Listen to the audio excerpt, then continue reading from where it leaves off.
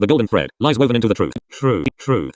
The city buzzed with rumors, as it always did, but this time, something was different. There was electricity in the air. They said Victor Monroe, the world-renowned scientist, had unlocked the secret to eternal youth. You could hear it everywhere, in coffee shops, on social media, and the back corners of the internet. People whispered that he was going to change humanity forever. But the truth? It was much smirking face. Yes, Victor had made a discovery, but it wasn't the fountain of youth.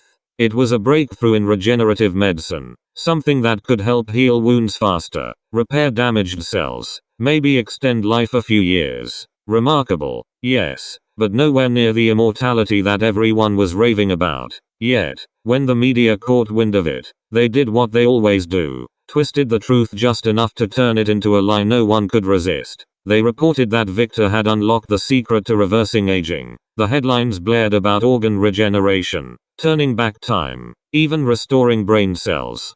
People read the reports, and suddenly, it wasn't just about healing or helping people live longer lives. No, now Victor had discovered the key to immortality, and that's when the real story began. Now, pay attention to this. The story worked because it was wrapped in truth.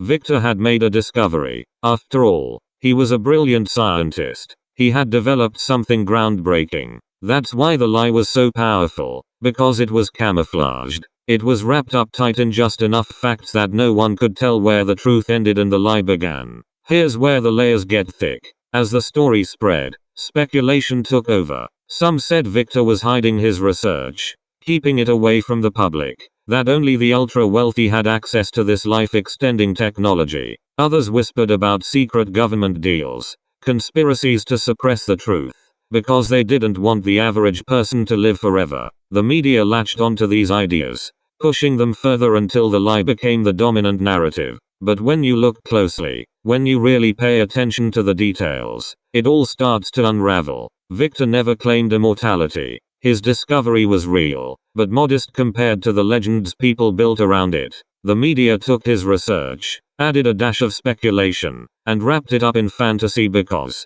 let's face it, fantasy sells. They know most people won't stop to check the facts. And this happens more often than we like to admit. You see it in the news every day. It's not just the big, groundbreaking stories either. It's the small ones. The ones that slip past you. The headlines scream one thing, but if you dig deeper, the truth is far less dramatic. They take a kernel of reality and coat it in exaggeration, misinformation, and speculation until you can't tell where the truth ends and the lie begins. Take politics, for example. A politician says one thing, and within hours, the media has spun it into something entirely different. They highlight the most inflammatory parts, throw in some speculation, and suddenly, the truth is so far buried beneath the layers that no one can find it anymore. And people don't bother to look. They see the headline, they feel the emotion, and they move on. But those of us who pay attention, who dig into the details,